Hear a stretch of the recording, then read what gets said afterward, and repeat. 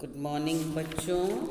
आज हम lesson number 14 एक रानी का बदला उसका पेज नंबर 90 अर्थात लास्ट पेज पढ़ेंगे और समझेंगे। जैसा कि आपको पहले ही बता दिया है कि बंकी की रानी को खुर्दा के राजा ने किस तरह से हराया था और उनके राजा की मृत्यु हो गई थी, पर रानी ने राजा की मृत्यु होने के बाद हार नहीं मानी और रानी ने डटकर मुकाबला किया और किस तरीके से उसने खुर्दा के राजा को बंदी बनाया और फिर उन्हें मुक्त कर दिया और साथ ही यह भी कहा कि अब आप अपने राज्य में वापस जा सकते हैं, मेरा कोई भी वीर आपको नहीं रोकेगा और ना ही नुकसान पहुंचाएगा, आप मुक्त हैं। अब देखो इसके आगे क्या होता है, पेज नंबर 90। यह सुनकर खुर्दा का राजा चौंक गया। चौंकना यानी आश्चर्य होना। राजा हक्का बक्का होकर सोच रहा था, रानी मृत्युदंड के बदले न केवल जीवन दान दे रही हैं बल्कि राज्य भी वापस कर रही हैं। अब जब रानी उन्हें कहती है कि आप मुक्त हो, आप आज़ाद हो, आपका राज्य भी आपको वापस दे रही हूँ, ये सब सुनकर खुर्दा का राजा आश्चर्य में पड़ जाता है कि मुझे मृत्युदंड तो नहीं दे रही हैं बल्कि जीवन दान दे रही हैं और साथ ही मेरा राज्य भी वापस कर रही हैं। ऐसा सुनकर वह आश्चर्य में पड़ जाता है। बच्चों अब देखो, महारानी कहती हैं आप स्वतंत्र हैं, अपने घर जा सकते हैं, अर्थात आप आज़ाद हैं, आप अपने राज्य में वापस जा सकते हैं। राजा का सिर लज्जा से झुक गया, यानी शर्म के मारे वह सिर झुकाए खड़े थे कि जिसके राज्य को मैंने हड़प लिया, जिसके पति को मैंने घेर कर मार डाला, फिर भी वह कितनी बहादुर हैं, स्त्री होकर मेरा राज्य मुझे वापस लौटा रही हैं, मुझे जीवन दान दे रही हैं। राजा हाथ जोड़कर खड़े हो जाते हैं और कहते हैं महारानी आप बहुत दयालु हैं, मैंने जो अनर्थ किया उसके बावजूद आप मुझे जीवन दान दे रही हैं, उसके बावजूद यानी उसके बाद भी आप मुझे जीवन दान दे रही हैं। मैंने तो आपके पति को मार डाला है, फिर भी आप इतना बड़ा अनर्थ किया, फिर भी आप मेरे साथ इतना अच्छा व्यवहार कर रही हैं, आप बहुत ही दयालु हैं। दयालु यानी काइंड, आपके दिल में बहुत दया है। महारानी गंभीरता से कहती हैं आप मेरे बंदी हैं, यदि मैं चाहूँ तो आपका सिर कटवा सकती हूँ, लेकिन ऐसा करने से मेरे पति तो जीवित न होंगे। जो दुख मुझे इतना दर्द और पीड़ा दे रहा है वही दुख मैं आपको या आपके परिवार को कैसे दे सकती हूँ। मैंने आपसे युद्ध इसलिए किया था कि बंकी की खोई हुई प्रतिष्ठा वापस ला सकूँ।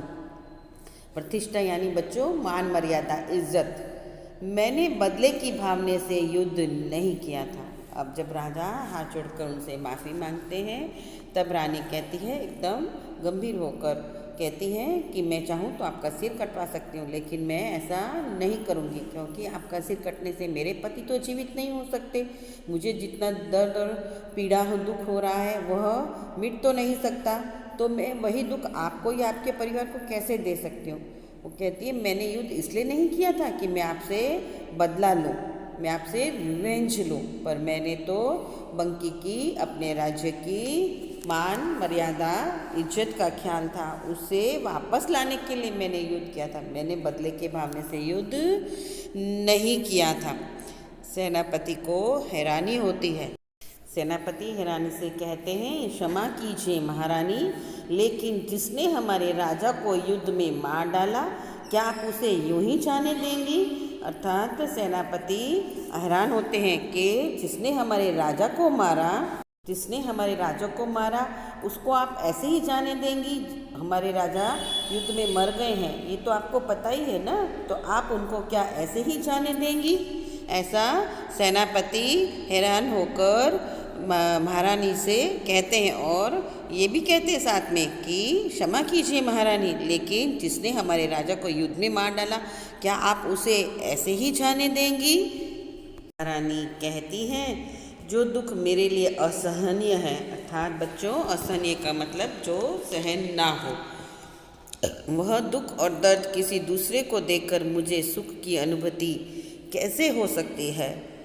ऐसा करने से मेरी जीत भी मेरी हार है। अर्थात जब सेनापति कहते हैं कि इन्होंने हमारे राजा को मारा है तो आप उन्हें क्षमा कैसे कर सकती हैं, तब महारानी कहती हैं कि जिस दुख को मैं सहन नहीं कर सकती वह दुख मैं दूसरों को देकर कैसे सुख प्राप्त कर सकती हूँ। मुझे उस सुख की अनुभूति यानी वह सुख मुझे अनुभव कैसे होगा, वह सुख मुझे कैसे मिलेगा। ऐसा अगर मैं करती हूँ जैसा उन्होंने किया है तो ऐसा करने से मैं जीत कर भी हार जाती हूँ।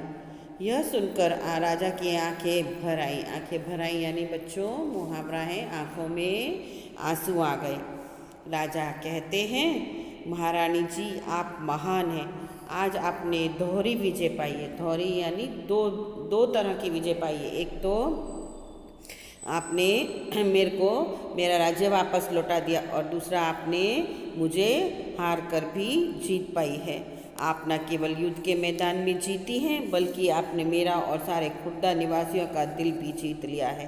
अर्थात आप खाली लड़ाई के युद्ध के मैदान में ही नहीं जीती हैं, वो तो जीत आपकी निश्चित ही है, बल्कि आपने मेरा और मेरे खुर्दा निवासियों यानी मेरे राज्य के सभी लोगों का दिल जीत लिया है। आप बहुत महान हैं, ऐसा खुर्दा के राजा बंकी की रानी सुखदेई से कहते हैं। मैं हमेशा के लिए आपका ऋणी हो गया। श्रद्धा के रूप में पूरा कुशापाल आपको देता हूँ और प्रण करता हूँ कि खुर्दा की एक भी तलवार बंकी के विरुद्ध कभी नहीं उठेगी। अर्थात वह कहते हैं कि मैं आपका ऋणी यानी कर्जदार हो गया हूँ और मैं श्रद्धा के रूप में आपको कुशापाल आपको देता हूँ यानी एक जगह का नाम है, और प्रण करता हूँ, वचन देता हूँ और प्रण करता हूँ कि खुर्दा की एक भी तलवार बंकी के विरुद्ध कभी नहीं उठेगी, यानी हम कभी भी आपसे युद्ध नहीं करेंगे, ऐसा मेरा प्रण है, मैं आपको वचन देता हूँ। ऐसा कौन कहता है बच्चों? खुर्दा का राजा कहता है। रानी सुखदेई की सहायता सहृदयता की प्रशंसा करता हुआ खुर्दा का राज्य वापस चला गया, यानी उनके इतने सुंदर हृदय की इतनी अच्छी बातों की प्रशंसा यानी तारीफ करता हुआ राजा वापस चला जाता है। कहाँ चला जाता है बच्चों? अपने राज्य में। रानी के सम्मान में कुशापाल में एक स्तंभ का निर्माण हुआ। रानी सुखदेई की वीरता और महानता का प्रतीक यह स्तंभ आज भी कुशापाल में मौजूद है और पर्दा गिर जाता है। अर्थात यह एक नाटक है और पूरा नाटक स्टेज पे हो रहा है। यह पाठ आप कभी भी अपने स्कूल में कभी भी हिस्टोरिकल एपिसोड के रूप में, नाटक के रूप में इसको कर सकते हैं। और इस तरीके से रानी के सम्मान में, रानी के रेस्पेक्ट में कुशापाल में एक स्तंभ यानी एक पत्थर का बड़ा सा पिलर लगा हुआ है और उस पर रानी की वीरता और उनकी महानता का सब वर्णन चित्रित किया गया यानी लिखा गया है। वह पत्थर, वह स्तंभ आज भी कुशापाल में है और इस तरीके से पर्दा गिर जाता है। तो बच्चों, आपको इस पाठ से क्या क्या सीखने को मिला? प्रेम, हृदय परिवर्तन, त्याग और बलिदान। किस तरीके से खुर्दा का राजा बंकी पर हमला करता है और युद्ध में राजा मारा जाता है। फिर रानी हिम्मत नहीं हारती, फिर से युद्ध करती है और खुर्दा राज्य को जीत लेती है और राजा को बंदी बनाती है और फिर राजा को छोड़ देती है। इससे राजा का हृदय परिवर्तन हो जाता है और फिर वह रानी के लिए वचन देता है कि कभी भी खुर्दा की कोई भी तलवार आपके विरुद्ध नहीं उठेगी। तो है ना बच्चों, बहुत सुंदर पाठ। तो आप इस पाठ को अच्छे से पढ़िएगा, समझिएगा। अगर कुछ भी समझ में नहीं आता तो मुझे पूछिएगा। Okay, thank you.